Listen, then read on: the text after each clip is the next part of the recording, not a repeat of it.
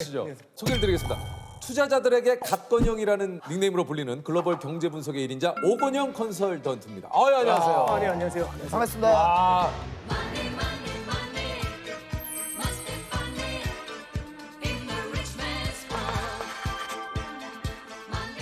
사실은 그죠? 뭐 주식시장이 요즘에 뭐 좋지는 않잖아요. 맞죠? 그렇죠, 그렇죠. 네. 예. 조셉은 어떠세요? 뭐 어떤 부분에 대해서 말씀드릴까요? 전체적으로 좀 안 좋은 것 같네요. 예, 저는 뭐 네. 현재 지금 그냥 번지 점프라고 봐주시면 돼요. 예. 그 번지 점프도 줄 없이 뛰었다고 봐주시면 돼요. 뭔지 아시죠? 꼭 좋은 일이 일어났다. 아,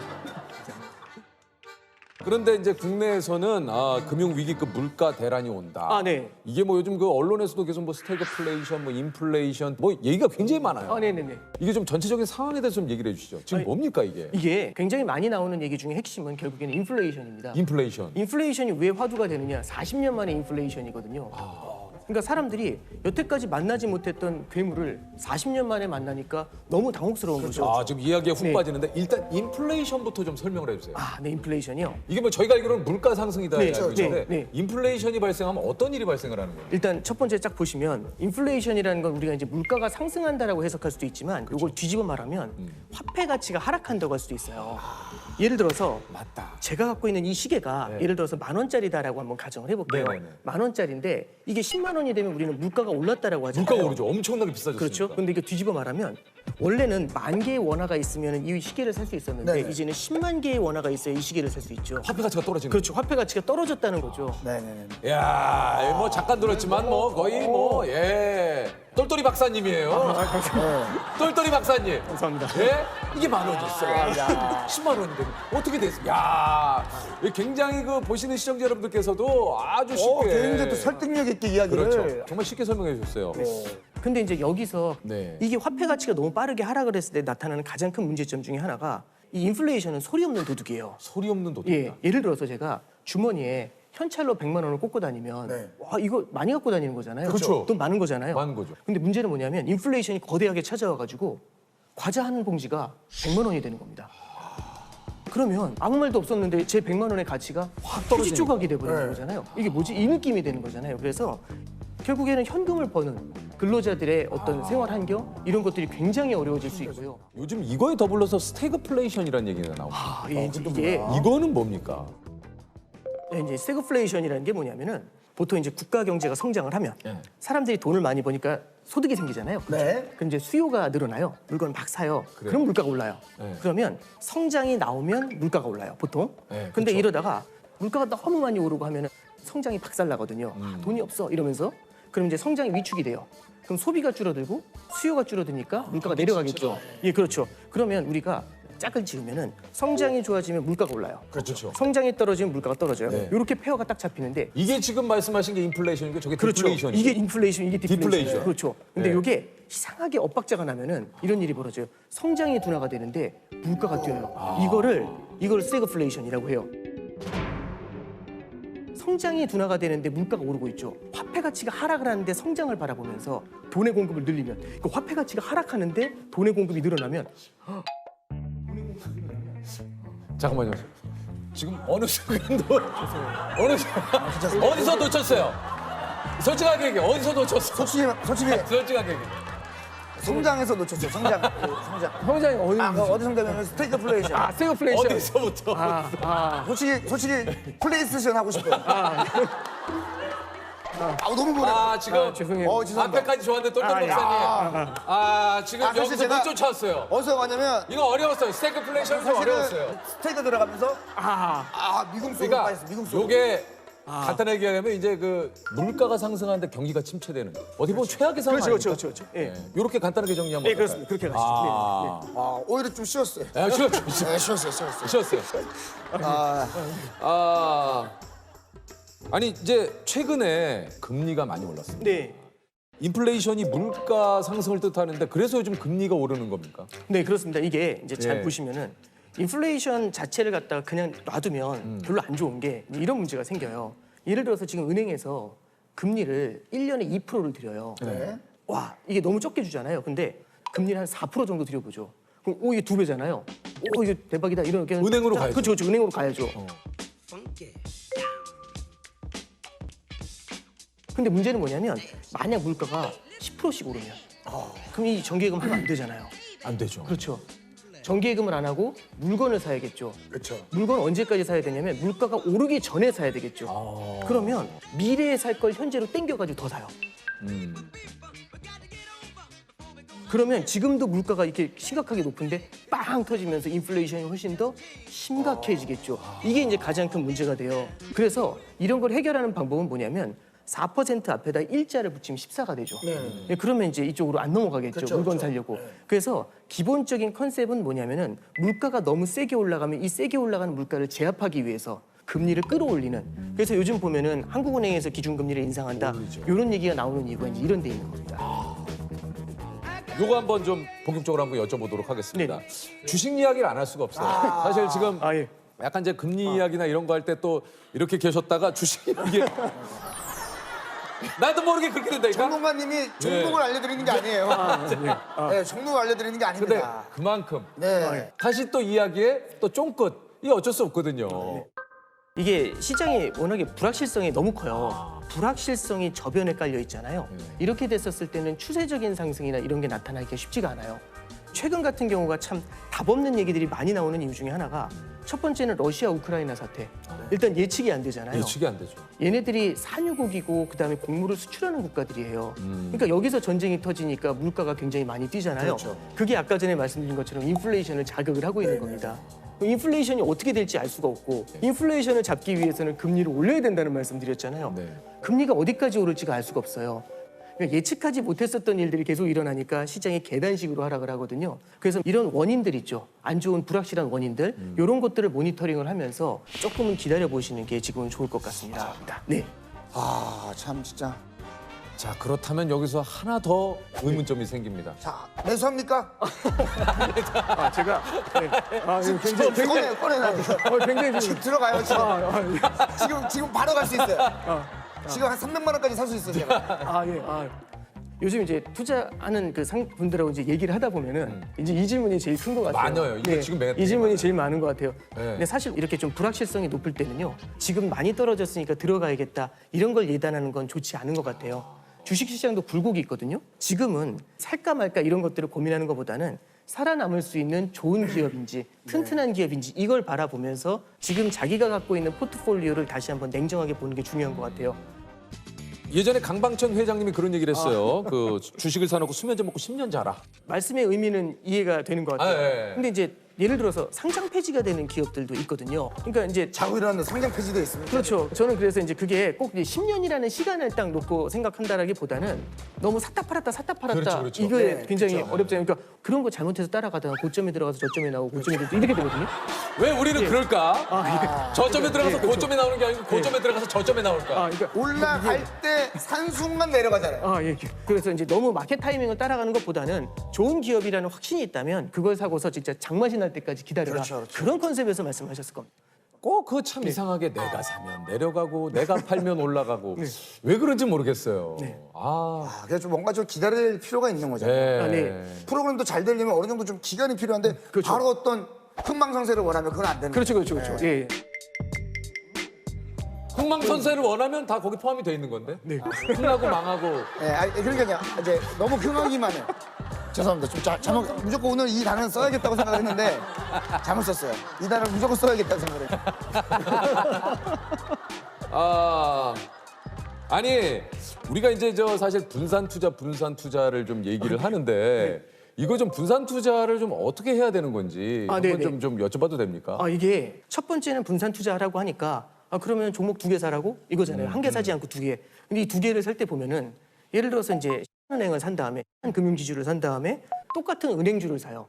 이런 건 사실 분산 투자라고 하기 어려워요. 그래서 약간 다른 움직임을 가져가는 좀 그렇죠. 업종의 차이를 가져가는 그걸 뭐라고 하냐면 섹터 분산이라고 얘기를 합니다. 그래서 첫 번째는 섹터 분산인데 문제는 뭐냐면 주식시장 전체가 흔들릴 때는 모든 업종이 다 떨어져요. 다 의미가 없죠. 그러면 이제 분산 투자의 의미가 상당히 퇴색이 될 수 그렇죠. 있거든요. 그래서 두 번째는 자산 분산이라는 걸 해야 됩니다. 그 자산에는 주식이랑 안전자산인 채권 이거를 분산 투자하는 걸 자산 분산이라고 합니다.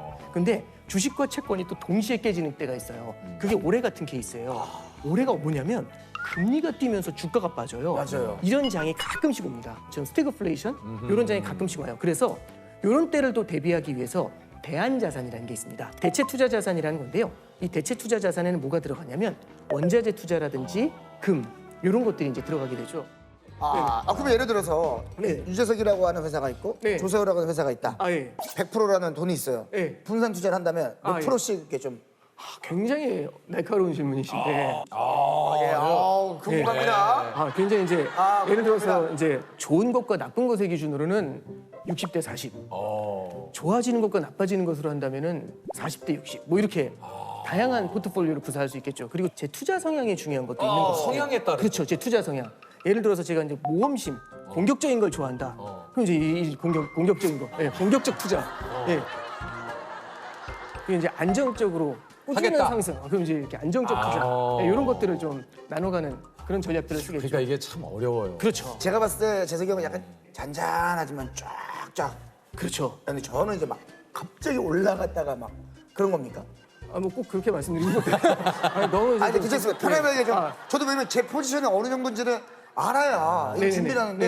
네. 제 생각엔 진짜 딱 이 느낌이 영원한 루키이자 한 번 터뜨릴 때 굉장히 크게 터뜨리시는 그런 스타일이신 것 하지만 같아요. 좀 위험이 있는. 그게 이미 탄탄한 입지를 확보하신 예, 그런 케이스가 아니신가 싶습니다. 예, 이렇게 유키즈에 불러주신 것만으로 감사드려요. 지금 제가 봤는데 대충 얼버무리시고 나온 것 같은데. 쓱 빠져나가셨어요. 굉장히 갑자기 당황했어요, 이렇게 지금. 유퀴즈에 불러주셔서 감사합니다로 잘 빠져나온 것 같아요. 예. 조셉도 원하는 답을 못 얻었고 네네네. 우리 투자 선생님도 한껏 진땀만 흘리다가 약간 나오잖아. 뭐 게임 이론을 알면 인생이 달라진다. 대한민국 최고의 게임 이론 전문가 한승국 교수님이십니다. 안녕하세요. 반갑습니다. 본인 소개를 좀 해주시죠, 교수님. 예, 저는 연세대학교에서 2002년부터 지금 22년째 예. 게임 이론을 가르치고 있는 한승우라고 합니다. 그 유퀴즈 섭외를 받고 굉장히 좀 반가워하셨다고요. 예, 제가 그 수유중학교라고 거기 졸업을 했습니다. 교수님 수유중학교 나오셨어요? 예, 어휴. 구회 졸업생입니다. 구해요? 예, 야, 반갑습니다. 제가 이제 교수님보다 조금 후배인데, 수유중 나오신 분을 이렇게 가장 뵙기가- 유명한 졸업생. 예, 그래서 제가요? 예, 너무 뵙고 싶었어요. 좀 얼핏 듣긴 했는데 이게 뭔지 좀 얘기를 해주시죠. 게임 이론은 그러니까 예를 들어서 좀 설명해 드릴까요? 네네네, 예. 그렇죠. 그 여기서 어제 뭐 조세호님이 사과를 몇 개 먹었나 관심이 있으신가요 혹시? 세호 씨가 사과를 몇 개 먹었는지 별 관심이 없죠. 파악도 해보실 생각도 없으시죠? 없죠. 예. 근데 저희가 무인도에 이제 표류해서 어. 딱 먹을 거라고는 사과 나무 한국인데 근데 오늘 많이 먹고 계세요 사과를. 그럼 신경이 쓰이실까요? 쓰이죠. 이거 우리와 생존과 연관. 맞습니다. 예, 그래서 게임 이론이라는 거는 남의 사람의 행동이 나에게 영향을 어떻게 생사를 미치나. 좌우하는 또는 아하. 나의 행동이 남에게 그 생사를 좌우하는 영향을 미칠 때를 설명하는 거예요. 이게 게임 이론이구나. 실제로 소프트웨어 게임 쪽에서 나오신 게 아니시군요.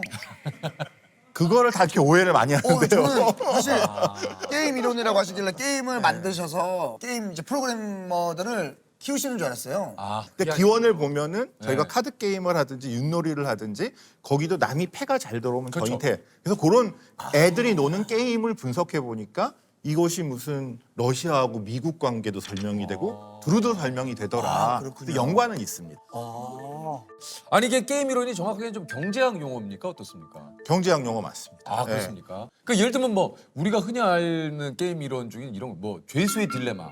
어유 많이 하시네요. 게임 이론에서 처음 나온 것이 죄수의 딜레마. 그렇군요. 예. 가위바위보도 또 이것도 게임 이론. 그렇죠. 아하. 네.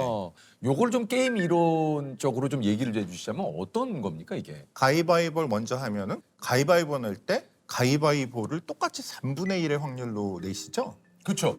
근데 그렇게 보면 한 가지 제가 질문을 드릴게요. 가위바위보 중에 가위를 내서 이기면 꿀밤 한 대 때리고 바위는 2대 때릴 수 있고 네. 보자기는 3대 때릴 수 있으면 사람들이 사람들이 가위바위보 중에 어떤 걸 많이 낼까요?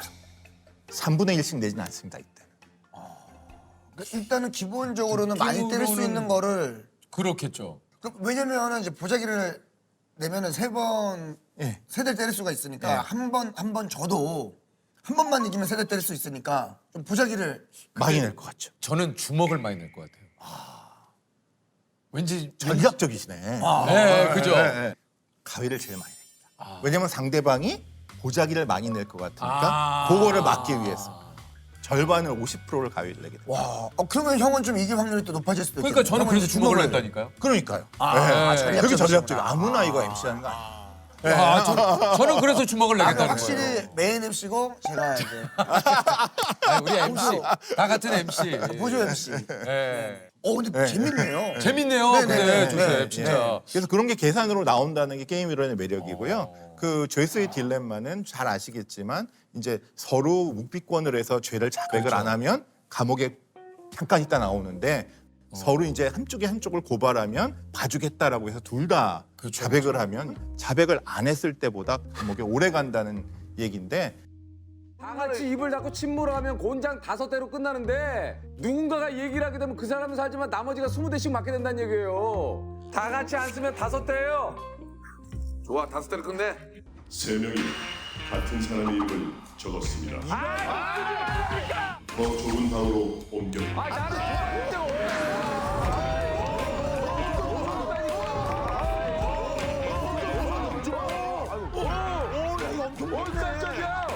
협력만 하면 모든 결과가 좋은데 협력이 잘 안 되는 그런 거죠. 그런 경우를 보는 거죠. 그러니까 둘 다 입을 다물면 사실 둘 다 적은 형량을 받을 수 있는데 저쪽이 나를 얘기하지 않을까 해서 나도 얘기하고 이 친구도 얘기하다 보니까 둘 다 엄청나게 또 제가 자백할 테니까 나도 자백하자. 이렇게 되는 것이 죄수. 아니 이게 저 뭐 이게 우리 일상에도 게임 이론이 적용이 되고 연애에도 이런 그 게임 이론이 적용이 되는 경우가 있다고요. 예, 저도 연애에도 게임 이론 어떻게 해요? 이라고 보고 있습니다. 저는 그 이제 제가 예를 드는 게 홀드업 문제라는 문제가 있는데요.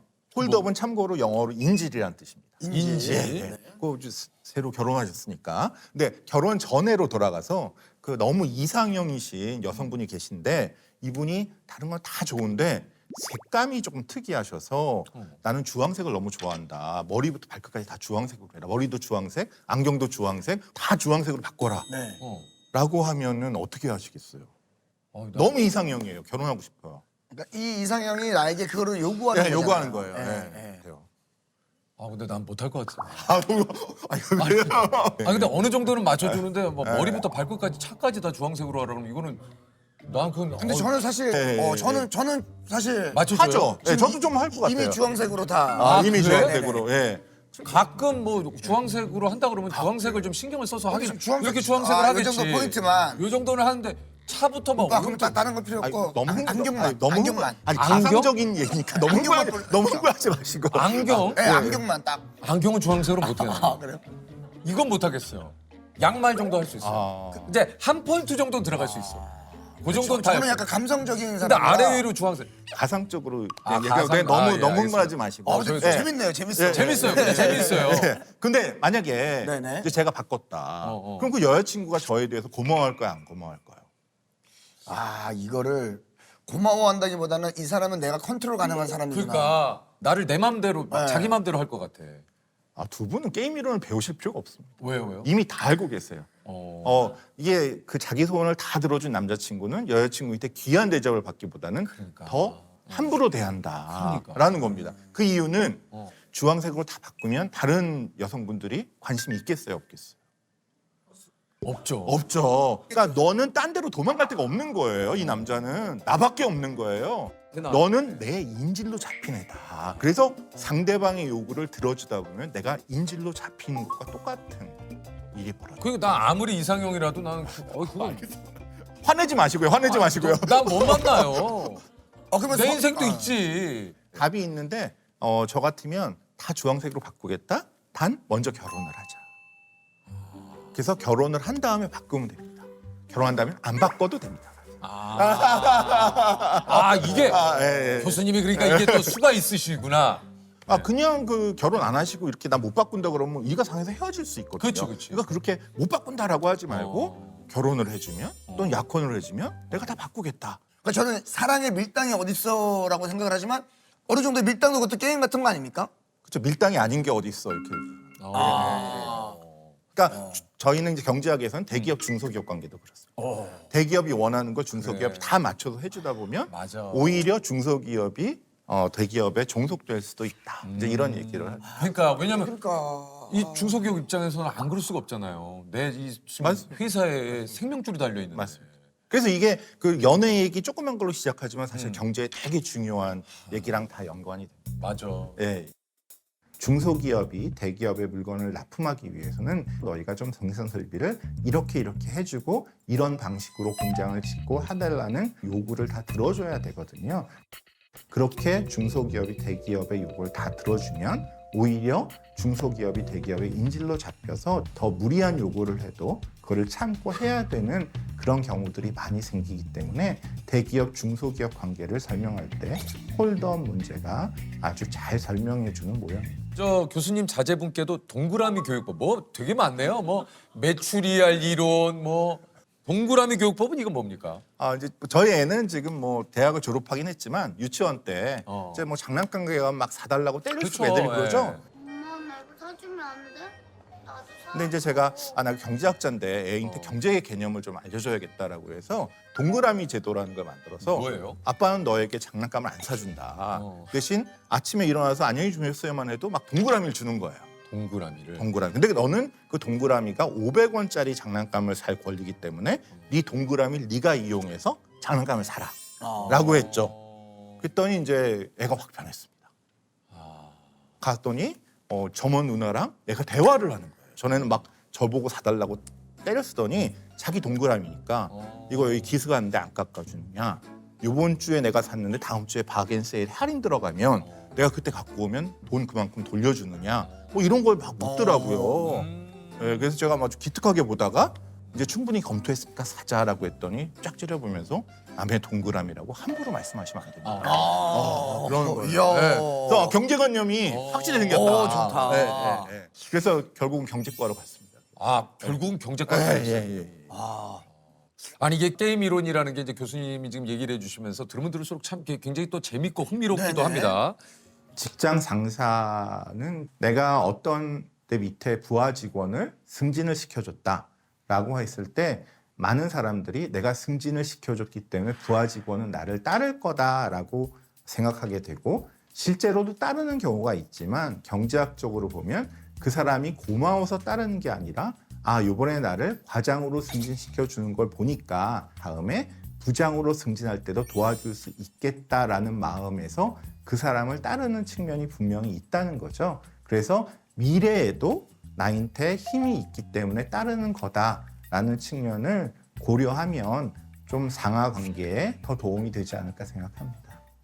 이게 그 교수님이 지금 얘기를 하신 그 게임 이론, 특히 이제 직장 생활을 하시거나 할 때 뭐 연봉 협상이라든가 이것도 사실 게임 이론을 조금 이제 공부를 하시거나 이제 좀 관심을 갖고 뭘 하신다면 조금 나은 선택을 할 수 있지 않을까라는 생각도 좀 들어요. 그 뭐 여러 가지 협상의 전략도 있는데 그 전략 중에 이제 뭐 하나만 오늘 소개시켜드리면 이제 또라이 전략이라는 것도 있습니다.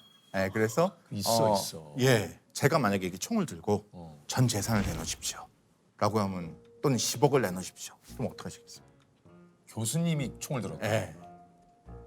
근데 교수님은 왠지 총을 들으면 대화를 좀 시도할 수 있을 것 같아요. 그렇죠. 예. 그런데 제가 아니라 어. 총을 든 사람이 조금 약간 술도 마신 것도 같고 약간 그렇다.